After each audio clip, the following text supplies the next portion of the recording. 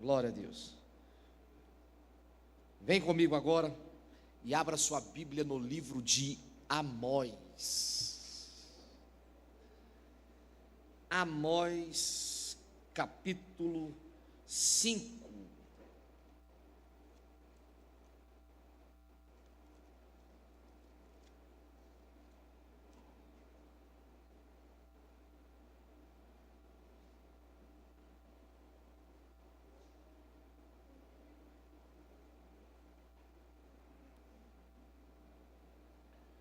Nós vamos ler do verso 21 ao verso de número 24, e depois nós vamos ler do capítulo 8, verso 11 ao 14.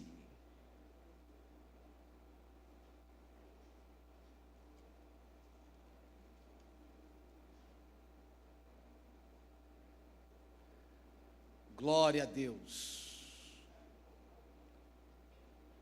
Aleluias. Amós, capítulo 5, verso 21 ao verso de número 24, diz assim o texto sagrado: odeio, abomino, rejeito, desprezo as vossas festas e as vossas assembleias solenes. Não me exalarão bom cheiro, e ainda que me ofereçais holocaustos, ofertas de alimentos, não me agradarei delas, nem atentarei para as ofertas pacíficas de vossos animais gordos. Afasta de mim o estrépito dos teus cânticos, porque não ouvirei as melodias das tuas vidas. Corra, porém, o juízo como as águas, e a justiça como o ribeiro impetuoso. Capítulo 8, verso 11 ao 14. Eis que vem dias, diz o Senhor Deus, em que enviarei fome sobre a terra, não fome de pão, nem sede de água, mas de ouvir as palavras do Senhor.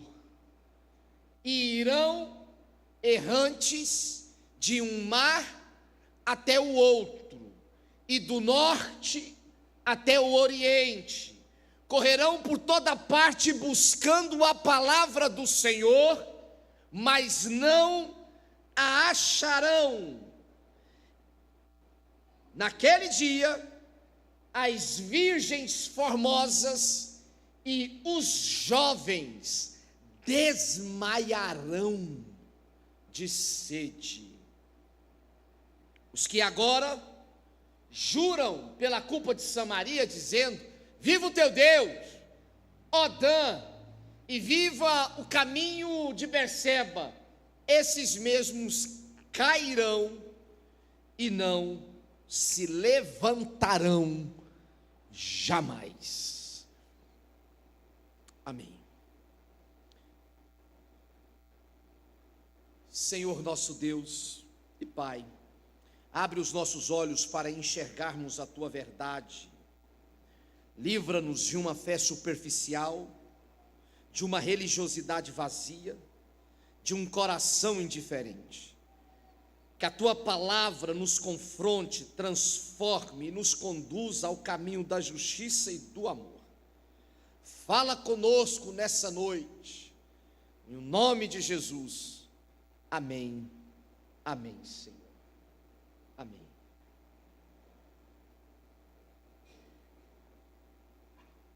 Histórias que tocam as nossas histórias.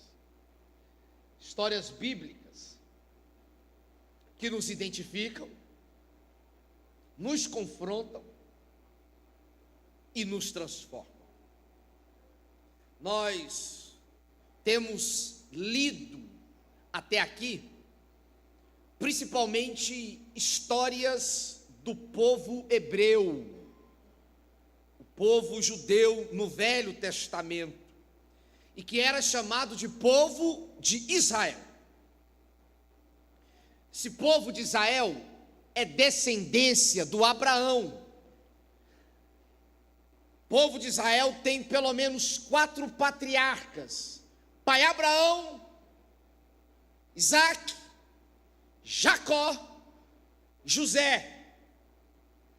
A descendência do Jacó vai para o Egito. Ali no Egito ela é escravizada por aproximadamente 400 anos.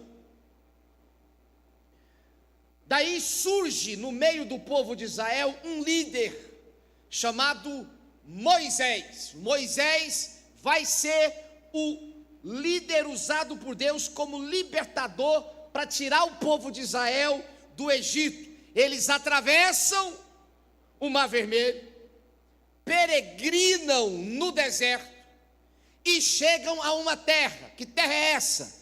Terra de Canaã. Ali na terra de Canaã, já sob a liderança do sucessor do Moisés, que é o Josué, eles tomam posse da terra. E aí eles passam por um longo período em que eles são governados por juízes. Esse período em que eles foram governados por juízes está relatado no livro de Juízes. Posterior a esse período de governança dos juízes, Israel inaugura uma fase política que é chamada de Reino Unido. Aí nós temos uma transição governamental, sai dos juízes e vai para a monarquia. E aí Israel tem pelo menos 3 reis, Tiago. Você que é um conhecedor da história bíblica de forma profunda. Vem Saul, Davi e Salomão. O Salomão morre. E quando o Salomão morre, esse reino unido de Israel se divide. Uma parte do reino fica ao norte e passa a se chamar Israel. A outra parte vai para o sul e passa a se chamar Judá. A capital do sul em Judá é Jerusalém. A capital do norte é Samaria.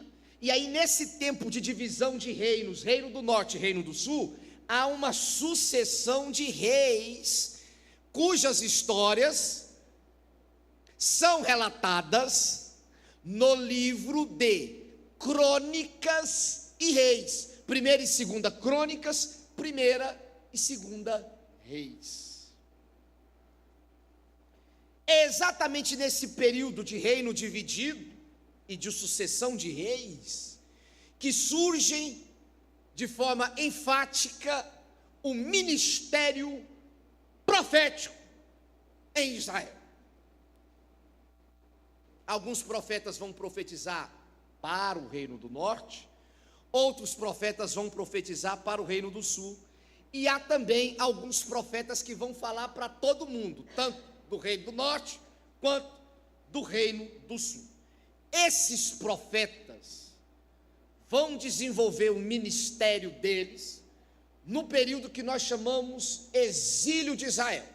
Aí existem 3 fases: a fase pré-exílica, que é anterior ao exílio, a fase exílica, que é durante o exílio, e a fase pós-exílio, que é depois do exílio. O período de exílio em Israel, Benjamim, é quando Israel, o reino do sul, foi levado cativo para a Babilônia, sob a liderança do Nabucodonosor. E é aí que chega o Amós, profeta Amós. Profeta Amós, ele é um profeta pré-exílico. Então ele vai profetizar a Israel antes do Reino do Sul ser levado cativo para a Babilônia. Se ele é um profeta exílico, um pré-exílico, uma característica da mensagem profética do Amós é de exortação em caráter preventivo. Olha, tomem cuidado, porque se vocês não tomarem cuidado, poderão sobrevir na vida de vocês algumas consequências. O Amós, ele vai profetizar aproximadamente 800 anos antes de Jesus se encarnar entre os homens. Então, ele profetiza para o Reino do Sul, para o Reino do Norte, e naquele contexto que ele vai profetizar no período pré-exílico, o Reino do Norte, ele passa por um período de prosperidade econômica, crescimento político, intensa atividade religiosa, e isso pode ser visto nos 9 capítulos que tem o livro de Amós. De modo que, por fora, parecia que tudo estava bem. Por fora, parecia que tudo estava ótimo. Mas, por dentro, nós tínhamos vários problemas. Por fora, não traduzia de forma fidedigna o que acontecia por dentro. Por quê? Eles viviam uma fase de prosperidade. A economia estava crescendo. As festas religiosas estavam acontecendo normalmente. Os templos estavam funcionando. Os cultos estavam cheios. As ofertas eram abundantes. Todavia, entretanto, contudo, porém, mas, apesar disso,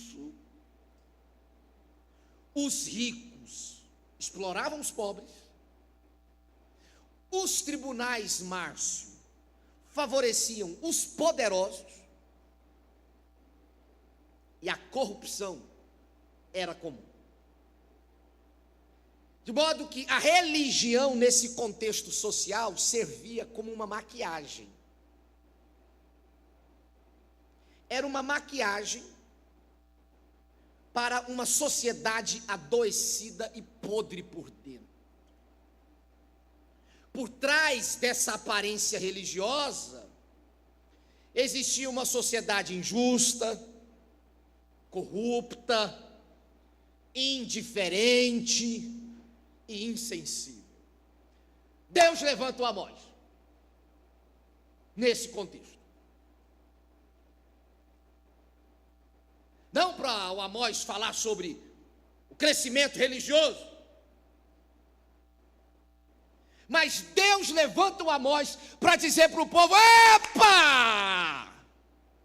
Existe uma distância entre a adoração feita no templo, a religiosidade de vocês e a vida de vocês. Era como se ele dissesse: vocês são religiosos, vocês têm uma frequência religiosa muito legal, porque todo domingo vocês estão na igreja, vocês carregam Bíblia, vocês sabem os louvores de Có e Salteado, vocês conhecem as histórias bíblicas, mas vocês perderam o coração do rei. Por fora vocês são bonitos, mas por dentro vocês estão podres. Então esse texto aqui que nós lemos, é um texto, Vinícius, que tem aproximadamente 2.700 anos que ele foi escrito. Porém, essa é uma mensagem que continua extremamente atual para os nossos dias. De modo que se o Amós vivesse hoje, tivesse um perfil no Instagram, talvez ele seria o profeta cancelado, por causa da mensagem dele, por causa dos alertas do Amós. De modo que quais são os alertas de Amós que servem para a minha vida, do David, da Maria, do João, para as nossas vidas? Existem pelo menos 5 alertas proféticos do Amós para todos nós. O primeiro deles é: cuidado com uma religiosidade vazia. Vou repetir: cuidado com uma religiosidade vazia. É interessante porque os termos simbólicos utilizados no livro de Amós são carregados de metáforas muito fortes. Se não, vejamos, olha a metáfora que ele utiliza para descrever o que haverá com o povo. Ele diz: virão dias em que enviarei fome sobre a terra, não fome de pão, nem sede de água, mas fome da palavra do Senhor.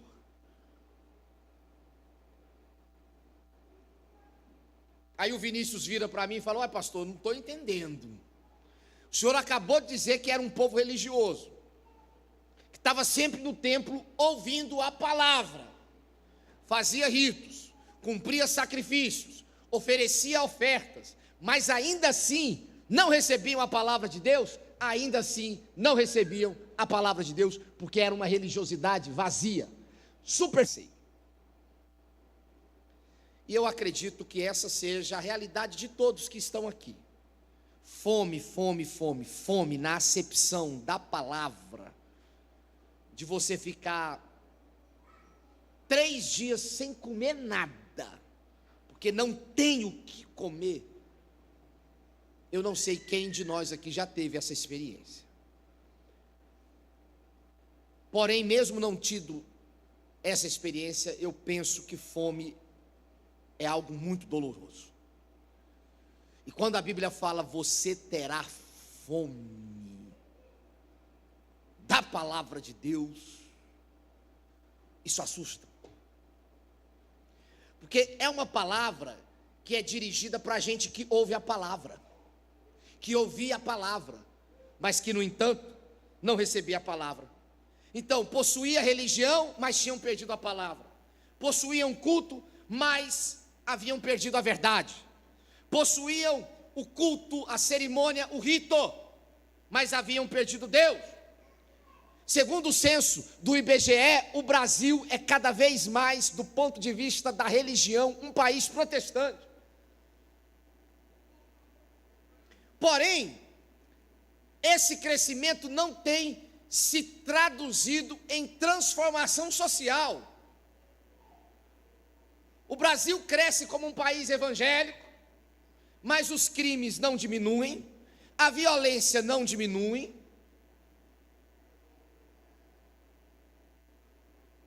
os problemas de caráter não diminuem. O que é que está acontecendo? Porque se a gente está crescendo em conversão, era para a sociedade melhorar. E aí, há alguns sociólogos da religião que definem esse momento do Brasil apenas como um momento não de conversão a Jesus, mas de mudança de religião. O que está acontecendo é uma troca de religião. O fulano deixou de frequentar uma igreja, de cumprir um rito numa religião, e se tornou evangélico. Então a nossa religiosidade está sendo uma religiosidade vazia, adicionada à teologia da prosperidade, à teologia do coach, à teologia do domínio, que no nosso meio às vezes se tornaram mais populares do que o evangelho de Jesus. Faz da igreja evangélica brasileira uma igreja vazia. Porque o evangelho que muitas das vezes tem sido pregado, na verdade nem pregado, tem sido comercializado, tem sido vendido como um caminho para você obter uma vantagem competitiva na vida, como uma ferramenta para vencer, como uma estratégia para prosperar. Mas o Evangelho de Jesus não é isso.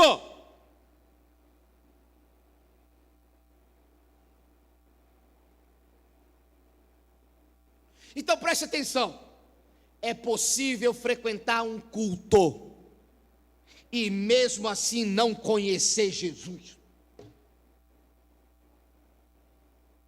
Igreja, nós precisamos ouvir Amós, porque é possível cantarmos louvores e não estarmos ouvindo a voz de Deus.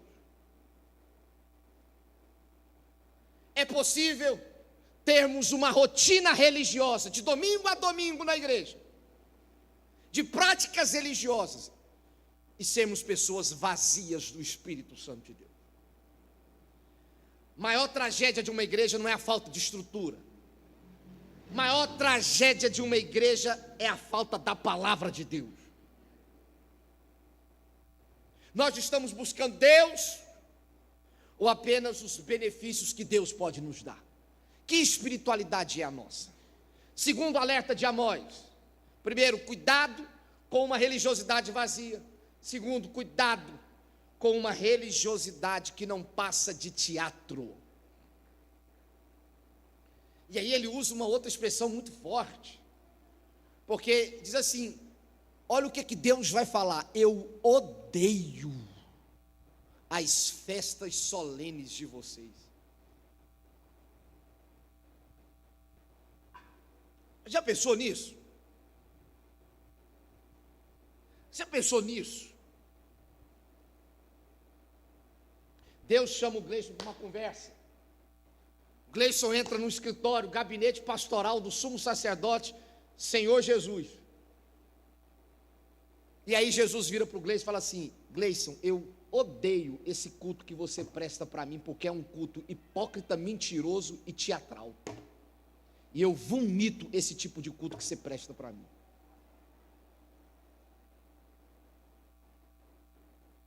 Porque é isso que ele está falando aqui. É isso o que ele está dizendo aqui. Parece bonito. O que vocês fazem parece belo. Mas eu abomino.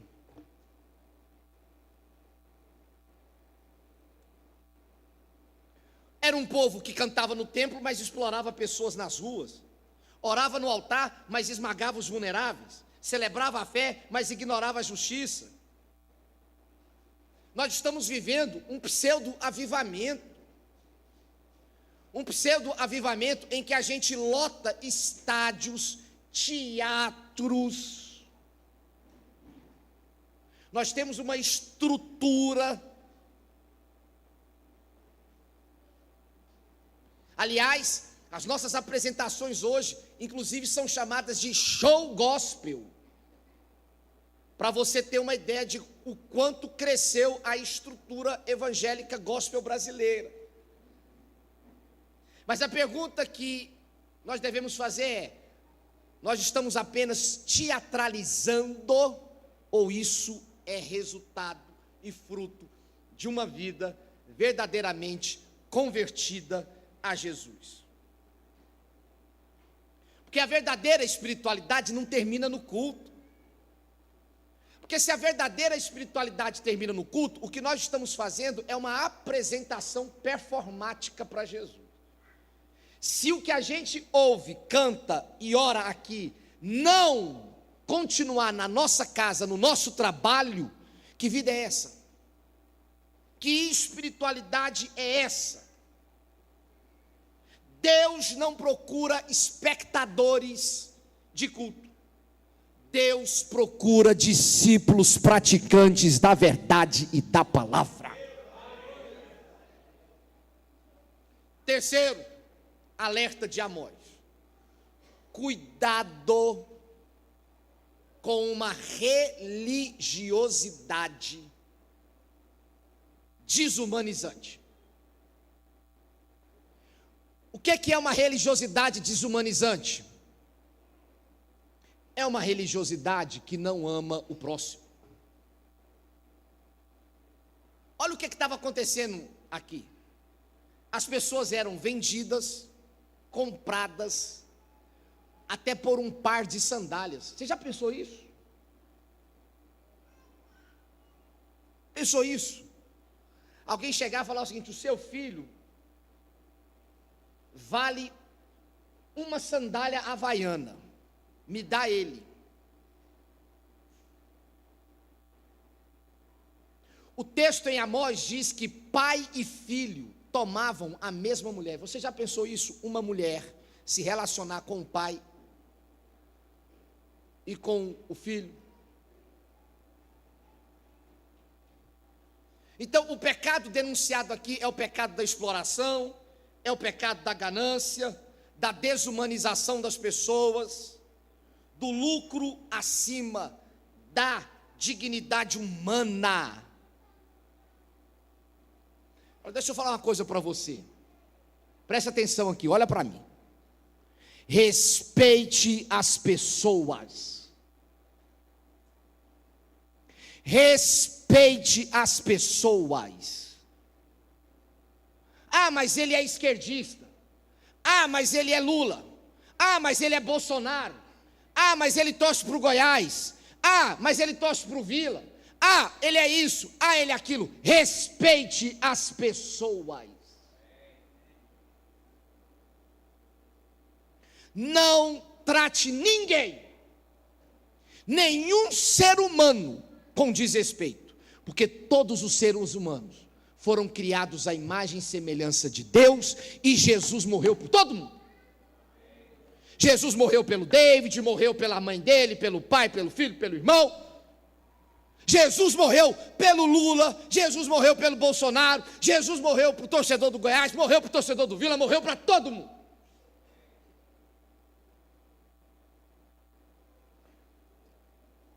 Respeite as pessoas. Não levante um dedo para agredir uma pessoa.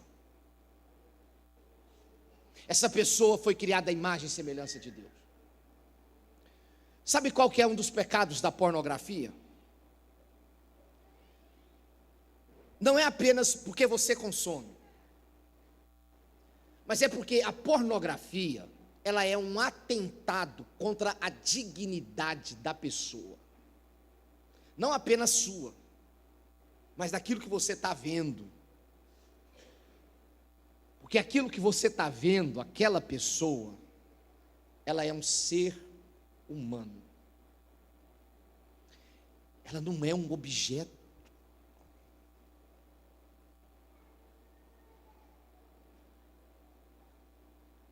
Se a pessoa fosse sua mãe, esse conteúdo pornográfico adulto que você consome fosse a sua mãe, fosse a sua filha, ali tem um ser humano. Então nós precisamos respeitar as pessoas, nós precisamos respeitar as pessoas, porque uma religiosidade que nos torna brutos, arrogante, ignorante, violento, mal educado e desrespeitoso, ela precisa ser repensada.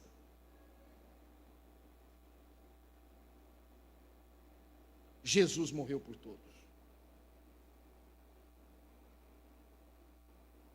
Quarto alerta do Amós: cuidado com uma espiritualidade que não se torne justiça.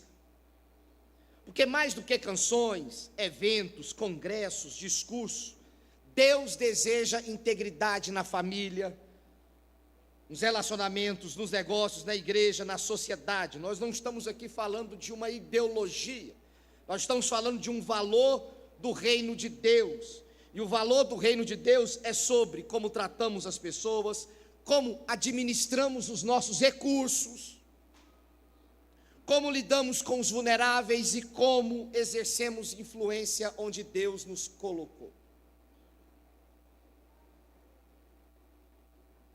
Por último, e eu encerro a minha mensagem com o último alerta do Amós: cuidado com uma espiritualidade mecânica e mágica.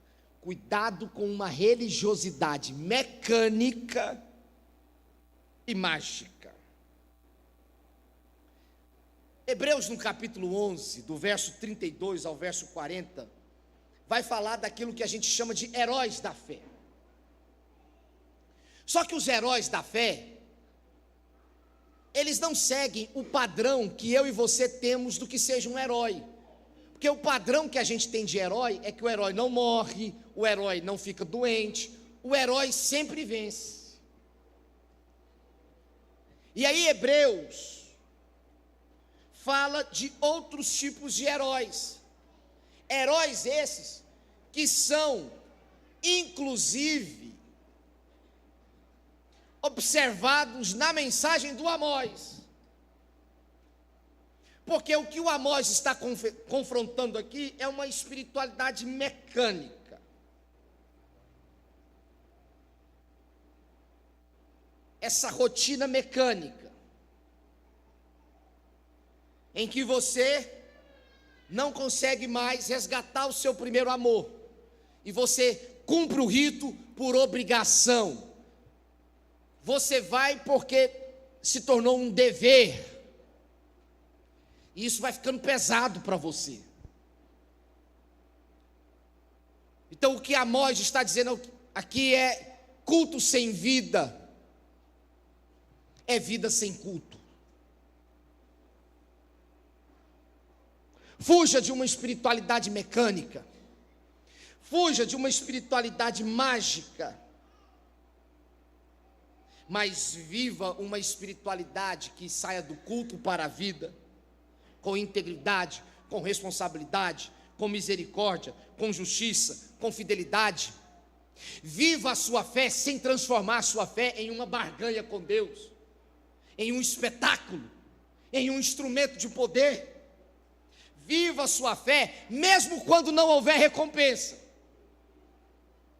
Porque ainda que vier noites traiçoeiras, nós não vamos retroceder.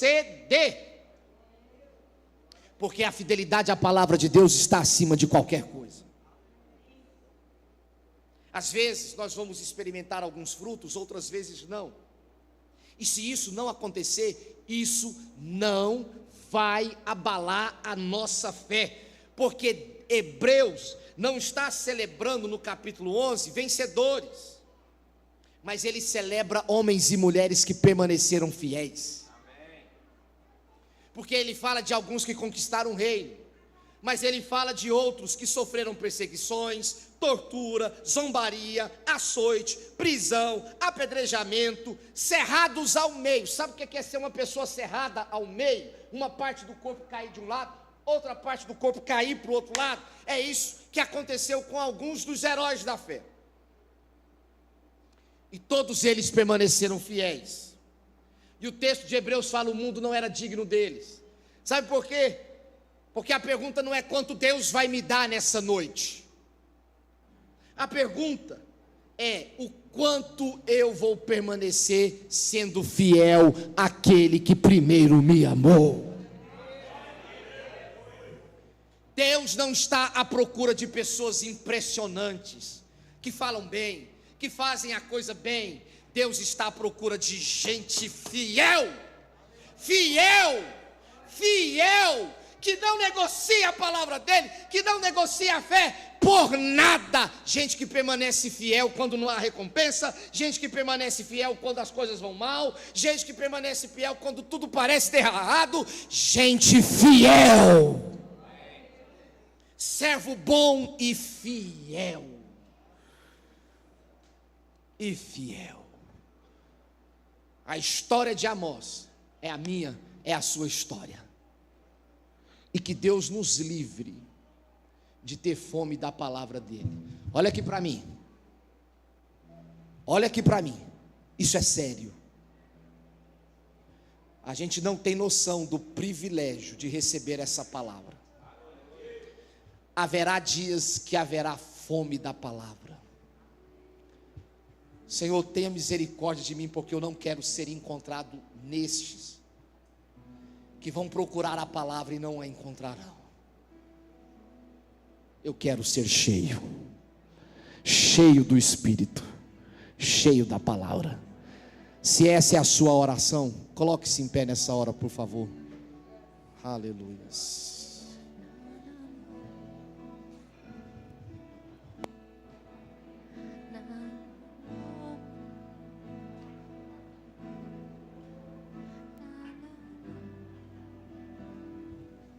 Feche os teus olhos, oremos ao Senhor. Para dizer então,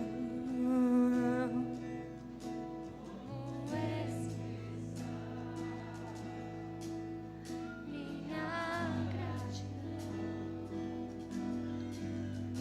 posso até cantar alguma canção que vai acabar, mas a sua não. Então vou levantar as minhas mãos e louvar, pois tudo que tenho é o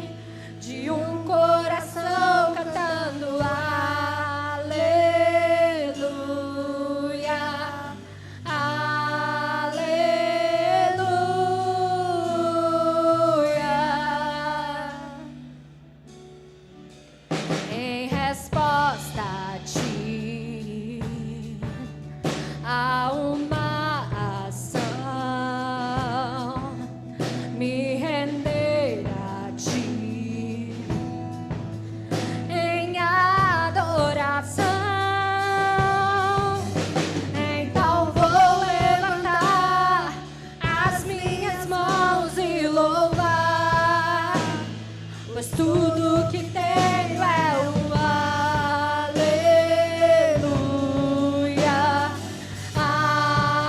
aleluia, aleluia. Sei que é simples para um rei, mas não tenho nada além de um coração cantando aleluia,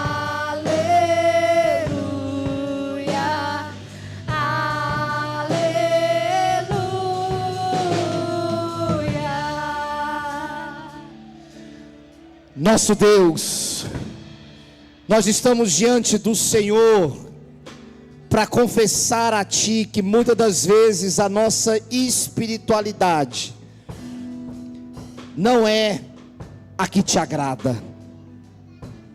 Pai, nos perdoe, muitas das vezes, porque apenas temos apresentado uma performance. Perdoa-nos se cantamos sem obedecer, se celebramos sem amar, se adoramos sem praticar a justiça. Enche-nos do Teu Espírito, forma em nós o caráter de Cristo, que a nossa fé seja visível no amor, na generosidade, na integridade, no compromisso com o Teu reino, e que a Tua justiça corra como água em nossas vidas. Reine no nosso coração, reine no nosso coração, e que essa canção não seja apenas da boca para fora, mas também com a nossa vida, no nome de Jesus. Oh, aleluia. Em meu coração, não se envergonhe, cante essa canção, pois sei que há fôlego nestes pulmões. Vamos louvar o Senhor. Em meu coração, não se envergonhe, cante essa canção, pois sei que há fôlego nestes pulmões. Vamos louvar o Senhor. Em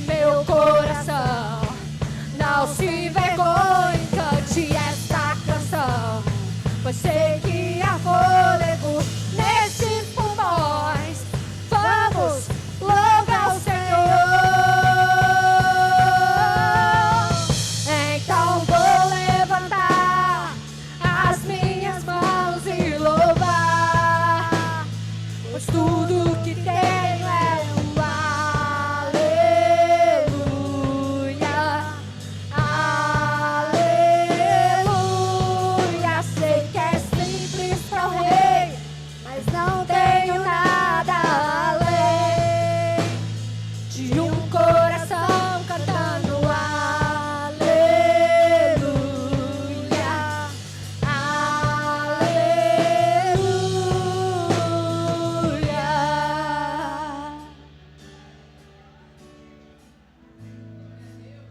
Aleluia. Glória a Deus. Aleluias. Amém. Para quem não sabe também, né? Hoje é o dia do pastor, tá? E as crianças têm uma apresentação, então vocês sentem. Nós queremos fazer essa apresentação em homenagem aos nossos pastores. A palavra do Senhor fala lá em Jeremias 3,15, que o Senhor tem nos dado pastores que nos apacentam com conhecimento e inteligência. E quem crê nisso, diga amém. Eu quero já chamar as crianças. Pode entrar a Melissa e o pequeno.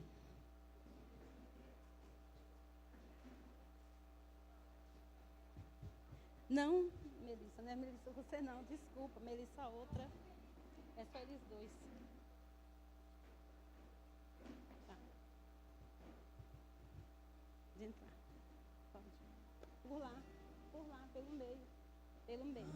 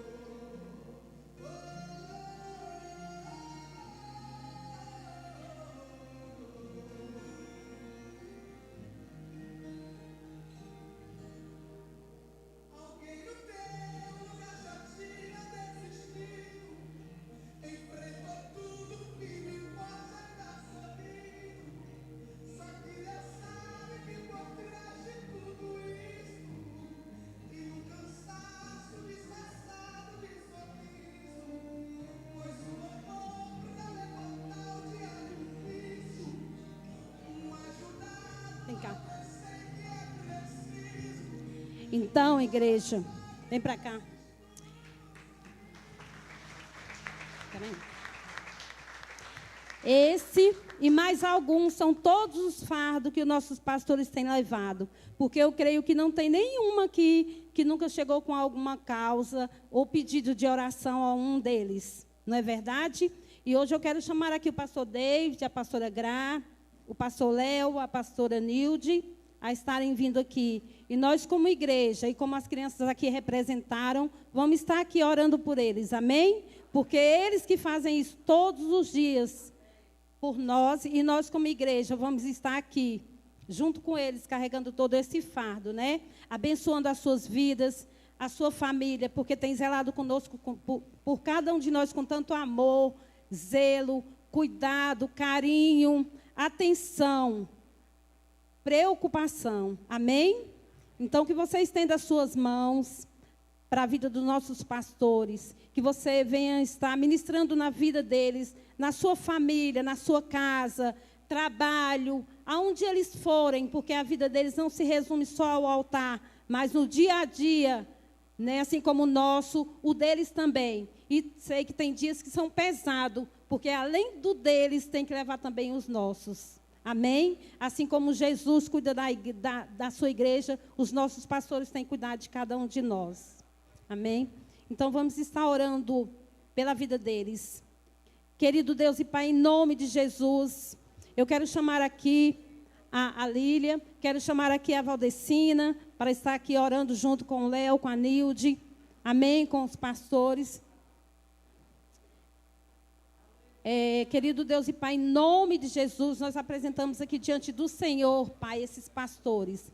Pai, toma na tua presença a vida da pastora Grazi, da pastora Graziele, do pastor David, Deus, do Benício, da Catarina, Senhor do seu lar, papai querido, Deus do Léo, Senhor da Nilde, Senhor no seu trabalho, aonde eles forem, que o Senhor, papai querido, venha estar ministrando sobre eles a tua bênção, a tua graça, a tua proteção, Deus. Porque é o Senhor, Deus, que cuida, que sara, que consola, Deus que dá forças, Senhor que renova, papai querido, Deus, e é através deles que a tua igreja é abençoada, Deus. Eles são nossos cabeça, Pai querido, e nós, em obediência, Deus, queremos aqui apresentar ao Senhor, Deus, e orar por eles. Papai querido, em nome de Jesus, que o Senhor guarde os seus pés, Pai querido.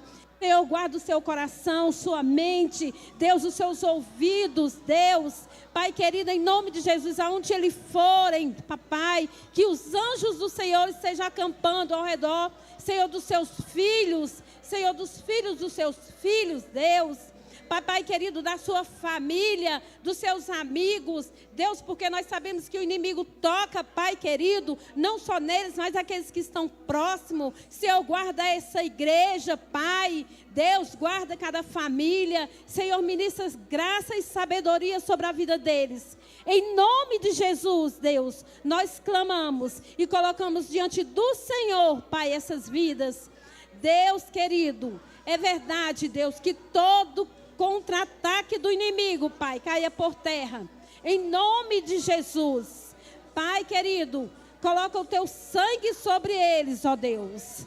Deus, abençoa a sua semana, abençoa o seu trabalho, os seus projetos. Senhor, em nome de Jesus, dá a eles saúde e prosperidade, Deus. Em nome de Jesus, Deus. Para a glória do teu nome, ó Deus. Amém. Amém, irmãos. Obrigado.